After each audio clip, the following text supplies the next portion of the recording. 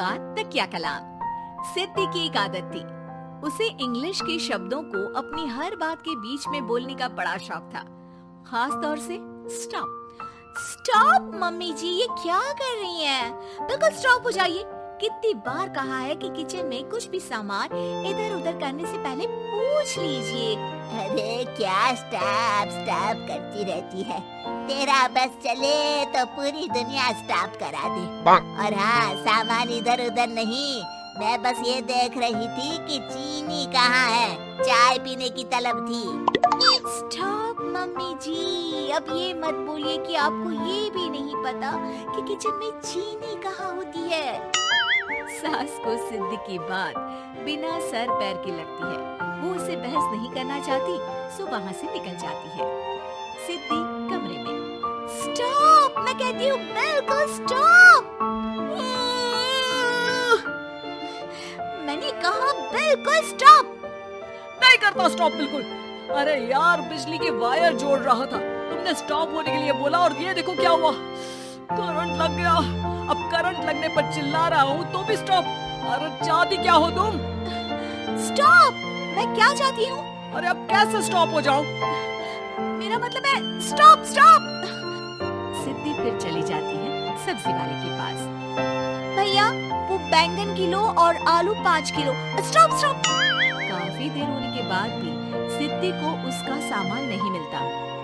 क्या है भैया, कब से बोल रही हूँ, आलू 5 किलो, बैंगन 2 किलो, फिर दे क्यों नहीं दे रहे हो? भैया स्टॉप। बहन जी, मैं तो 2 मिनट में तोल दूं, लेकिन आप ही तो बोल रही हैं स्टॉप। अब इतनी तो अंग्रेजी हम भी जानते हैं ना कि स्टॉप का मतलब होता है कि रुक जाओ, तो रुक गए भाई। अरे यार, क्या लोग हैं। स्टॉप। अरे तोलो तोलो चलो। किसी तरह सामान लेकर सिद्धि घर आती है, जहाँ वो देखती है कि ढेर सारे मेहमान बैठे होते हैं। सिद्धि आते ही जोर से चिल्लाती है, स्टॉप! आप यहाँ सब कैसे? अरे अब कैसे स्टॉप हो जावे बहू, जितना आना था आ गए हम। अब हाँ बैठिए ना। सासू माँ, आप बात करिए, मैं चाय बनाकर ला रही हूँ। सभी बात करने में लग जाते हैं कि तभी सिद्धि किचन से निकल कर आ जाती है। Stop stop. अरे क्या खाएंगे आप लोग? पकौड़ी बना दूं या चीला या फिर इडली बना दूं? अरे जो मर्जी बना दो, बस ले आओ जल्दी से बहू, इन लोगों को निकलना है, कोई जरूरी बात करने आए हैं। अच्छा अच्छा स्टॉप।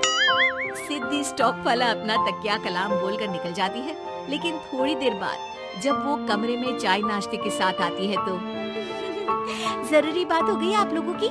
यहाँ मेरे डर से शांत हो गए कि चुप हो जाओ, सिद्धि आ गई है। बोलिए ना।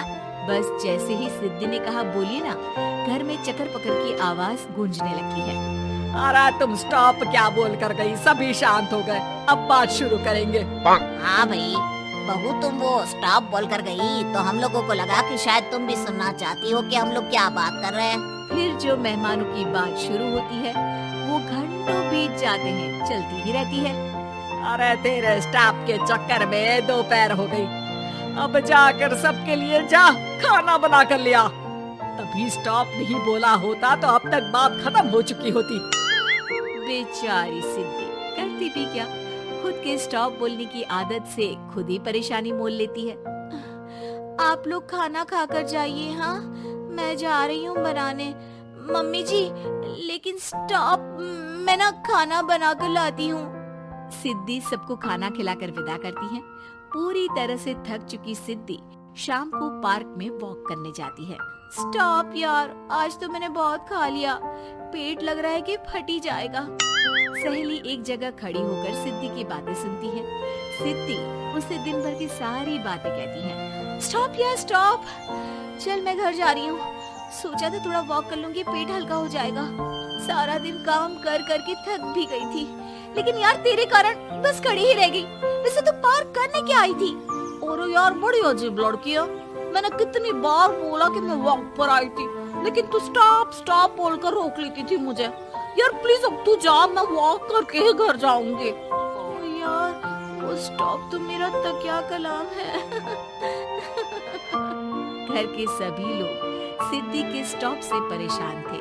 वे कभी उसके बोलने पर स्टॉप हो जाते तो मुसीबत आ जाती, कभी नहीं होते तो भी मुसीबत आ जाती। अरे मैं तो इस बहू के तकिया कलाम से परेशान हो गई हूँ। अरे कोई तो उसकी ये आदत हटाए। देखो माँ, ये जो आदत होती है ना, जब तक खुद की जान पर न बन जाए आदत छूटती नहीं। अरे उसकी जान पर बनाए उससे हमें क्या, हम लोगों के लिए तो ये परेशानी का कारण बनती ही जा रही है। उधर सिद्धि खुद सोचती है, अरे यार, पहले बाजार से देर, फिर दिन का सारा खाना, और फिर पार्क में मैं टहल भी नहीं पाई। क्या करूं? इस तकिया कलाम के कारण मैं खुद ही परेशानी झेल लेती हूँ। एक काम करती हूँ, आज से सोच समझ कर बोला करूंगी। बहू स्कूटी उठाती है और निकल जाती है, लेकिन जैसे ही वो बीच चौक पर पहुंचती है, स्कूटी फिसल जाती है और वो नीचे गिर जाती है। हाय रे, कोई तो बचाओ, किसने टक्कर मार दी मुझे? कितना दर्द हो रहा है, कोई तो डॉक्टर के पास लेकर चलो। स्टॉप। बस जैसे ही बहू स्टॉप बोलती है, सारे वहीं रुक जाते हैं। बड़ी घमंडी औरत है, एक तो हम बचा रहे हैं, ऊपर से देखो स्टॉप बोल रही है। स्टॉप, कोई नहीं है क्या इस पूरे शहर में? बहू अपने तकिया कलाम की रट लगा कर रखती है।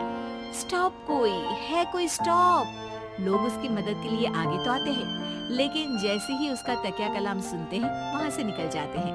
तभी कहीं से उसका पति लौट रहा था। वो बीवी को रास्ते में पड़ा देख हैरान रह जाता है। अरे तुम यहाँ, कितनी चोट लगी है तुम्हें? पति आसपास खड़े लोगों पर गुस्सा हो जाता है। आप लोगों को दिखाई नहीं दे रहा कि मेरी बीवी को चोट लगी है? कोई भी नहीं है जो उसे उठाकर बिठा सके? अरे भाई साहब, कोई क्या मदद करे इस महिला की? और इतनी घमंडी है, जब भी न उठाने की कोशिश करो स्टॉप स्टॉप बोल देती है। स्टॉप, ये क्या बोल रहे हैं आप लोग? मैं पिछले आधे घंटे से दर्द सह रही हूँ। स्टॉप। पति समझ जाता है कि मामला क्या है। वो सर पर हाथ रख लेता है, लेकिन जल्दी ही बीवी को डॉक्टर के पास ले जाता है। ओह, इन्हें तो बहुत ज्यादा चोट लगी है। आप लोगों ने इन्हें लाने में कुछ ज्यादा ही देर कर दी है। रुकिए, मैं चेक करता हूँ। डॉक्टर जैसे ही बहू के पास पहुँचता है। हाँ तो मैम, कहाँ चोट लगी है आपको? यहाँ। स्टॉप। डॉक्टर देखते देखते अचानक रुक जाता है। अब भी स्टॉप? अरे नहीं डॉक्टर साहब, अब तो सपने में भी स्टॉप नहीं बोलूंगी।